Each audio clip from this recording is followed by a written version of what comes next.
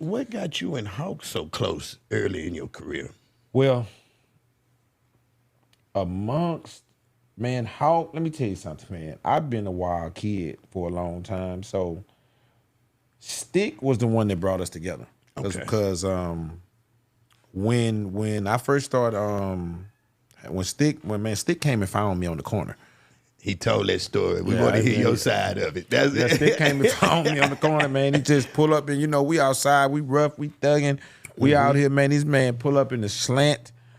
We ain't never played like yeah. You know what I'm saying? So he pull up and man, he like, we got so much going on as little hood cat. So when he pull up, let the window down, hey, okay, what that KeKe? We really looking like, man, we felt pretty done. We might have been done something. You know what I'm saying? So he like, nah, man, you rapping on them tapes. Man, listen, man, next thing I know, man, the boys was picking me up all the time. Shiny Pools, yes, Sticks. And that's why I'm saying, that's why I tell people all the time, this is not no cap. Nobody has more screw tapes than me. Not rapping on them. I was going to ask, how many do you think you got? More than everybody. Yeah. Because I always was there. Yeah. You know what I'm saying? Fact. Stick got a pile of tapes ain't nobody heard. Pile of them, you know what I'm saying? Because he always was there, pints, and let's go get a pint and let's what go about Mo? You think you got more than Mo? I think me, I started before everybody. That's what give you the edge. I think I started before everybody with doing. I got so many Herschelwood tapes, so many me and Pat tapes, so many tapes of my own, and so many tapes of people coming to get me, like those Sticks and Sonny Pooh, these other people tape, Jonathan Riley and Kiwi. I got so many collaboration raps of people coming and get me when I was so young. Now, as far as individual tapes, like people may have more. I don't know, man. Not even with that. No, I got a lot of tapes. You know what I'm saying? And not a lot. I would say this. I don't have a lot of individual tapes. Like my tape collection is big. I got a lot of raps at Screwhouse. A lot of freestyles. A lot of them. You came to get KeKe, and it turned into his tape because one of your biggest fans was Pat Lemon. See, I ain't even break it, but Pat Lemon, I got a lot of Pat Lemon tapes. I got a lot of Man Pooh tapes. I got a lot of tapes. You know what I'm saying? Like, so I don't think nobody got more tapes than me. You know what I'm saying? But Mo might be second. He could be Mo second. got a lot of tapes. He got a lot. Because He let me was tell you always something. there too. Mo and Screw tight. Yes. And then Mo messing with them tapes. But man, I tell Pokey that, like, man, listen, man, I'm there 2-3 years before Pokey got there. That's what I tell people all the time. By the time Pokey got there, I'm already a star. You know what I'm saying? When we done leaning on the switch, who's next with Flex, I'm already a star. You was already there. I'm already popping. And now, let me tell you something. And that's what I'm saying. Like, when I first met Pat, he already edging towards he finna turn to. Let's get it. Yeah, Pat is. Man, I tell you, man, Pat holding that microphone like you did. Yeah, I hold it. Man, Pat a fool. That's why I'm trying to tell people. Pat is the real fool. You know what I'm saying? Holding that microphone. My first time ever doing a flow with Pat, he put a hook on it. That folk on your mind. Folk on man, your Pat mind. with the grab that mic, me and Duke in there shook. We like, man, this shit amazing. You know what I'm saying? So Pat was a little bit ahead of us. You know what I'm saying? Like, so I don't think that he ever, you know what I'm saying, got left out of nothing. He probably left his own self out of something because he moving. He was moving 100 miles he an hour. moving. He got Southside players. He got 3-2. He doing this. He sugar that man. He on was it. hot, bro. I'm talking about, man. I'm the thorn in his side. Yeah, you the thorn in his side. He picked him over me. I don't get it. I said, Pat, I don't think he picked him over you. I think he was I'm just the thorn in his side. Yes, bro. I'm a kid. When we come in to do the Southside players, and I'm a J. Yeah, I got to get out of interview mode. 1 second. The man say, we got to go down there and they honking and KeKe hit it. We got to let him hit. We go down there. Man, He just watching your expressions. Hey, man, Pat didn't even, man, Pat want to know what I'm even doing rapping with Hawk. Yeah, that's why I'm asking. Man, What my got brother ain't y'all no so rap. close? What is you doing? Yeah, he didn't want you with him. Man, Pat crazy. But let me tell you something. Like I said, me and Stick used to hang together, and that's how I missed track of what I was saying. Me and Stick used to pick us up, and man, when Stick was going through his situation, riding in the van, we used to ride all day. Me, Stick, and Hawk in the van, playing the game all day, doing this and stuff. Man, I'm 18, 17. They picking me up from Word and all type.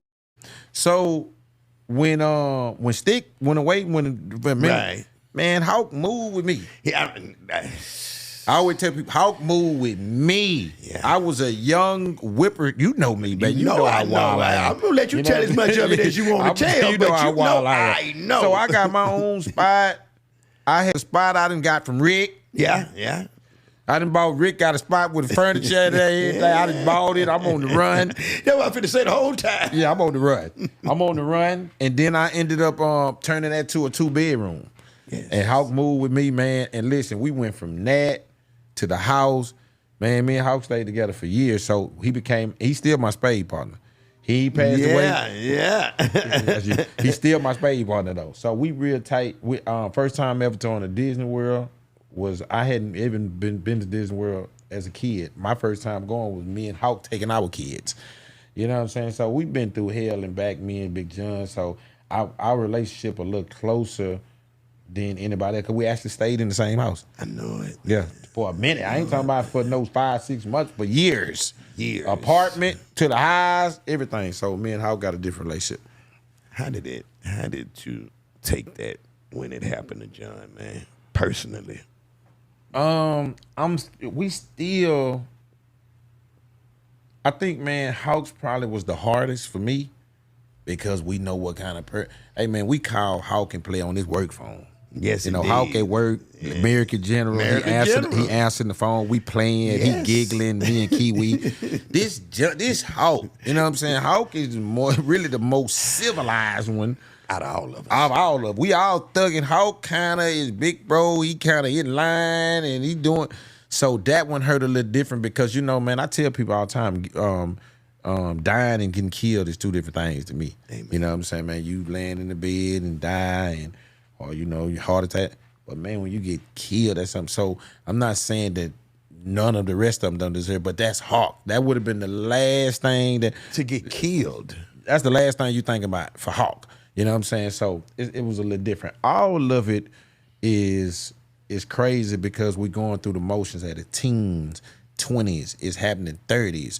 You know what I'm saying? But you know, Hawks was a little different. We stayed together, and just his personality didn't go with what happened. This the Legend Hotel. I told that nigga, man, let me tell you something.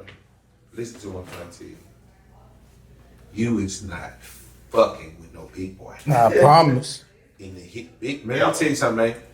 And big boy finna eat that shit slow, methodical, and finish to kill. Everything. Get the shirt off. Nah, for sure, shirt off. He gonna hold crazy. He gonna crock bull for real. Look,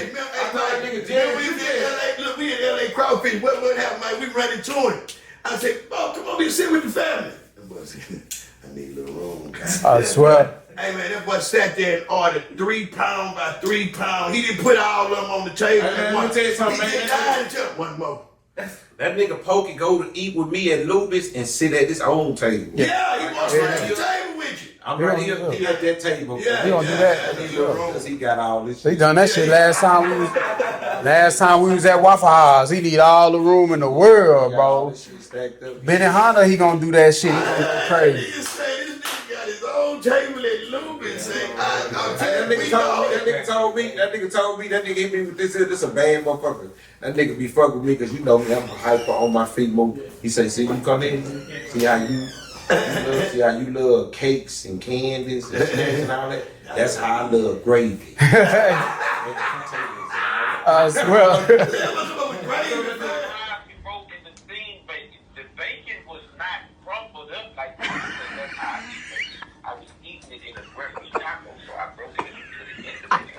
No, cut it. Before you broke it up, that shit it was not straight. That shit was doing. Okay, watch this. Let me ask you a question. Okay. Let me ask you one important question. Okay. Just don't tell loudly. All right. Is that the first time ever seen me cook bacon? No. No, watch this. Every other time you seen me cook bacon, how it look? But your bacon always had a foot on it. It had a foot.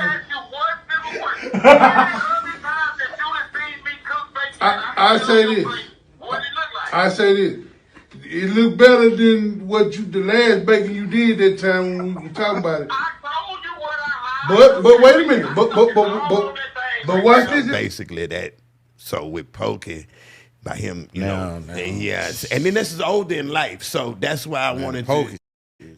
You feel me? Now that's now I might have been led now the Pokey shit.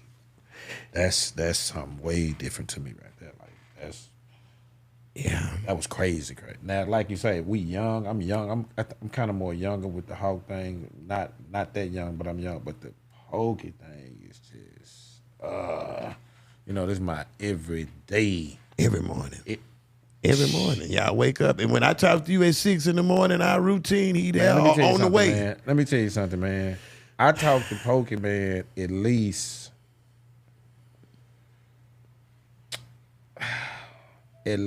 5 hours out of every day. Hour in the morning, hour in that. Man, me and Pokey can literally wake up and be on the phone at 6 o'clock in the morning and get off, it'd be 9 o'clock. Like when we done made a whole breakfast and ate and talked to them. This is some serious business. And I'm talking about this 7 days a week. When these families, our families, get up in their house, they already know who we on the phone. It's loud, it's going down. This every single day of my life. I ain't talking about for no small period of time. I'm talking about for a very long time. Me and Pokey talk 5-6 hours a day, 3 to 4 times, 2-3 hours. Here's why I can tell you. We talk 3 to 4 times a day, 2 hours at a time. Easy. It's different losing your best friend and then losing your brother. Yeah. Like, I felt like, you know, of course it ain't, you know, they say death ain't fair, but it is something else. And I know that's got to be the hardest pill you ever swallowed in your life. It was 6 months after my T, so it was wow. You know, my T lady just boom on me, then Poke just, them was back to back. You know what I'm saying? It kind of changed me a little bit, changed my perspective of you know, how much stock I put in the bullshit.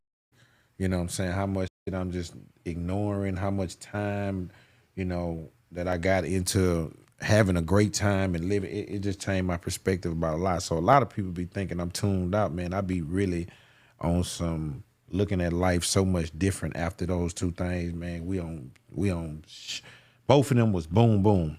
Very unexpected. Too unexpected, man. Especially the Poke, that's very unexpected. So that made me start living different.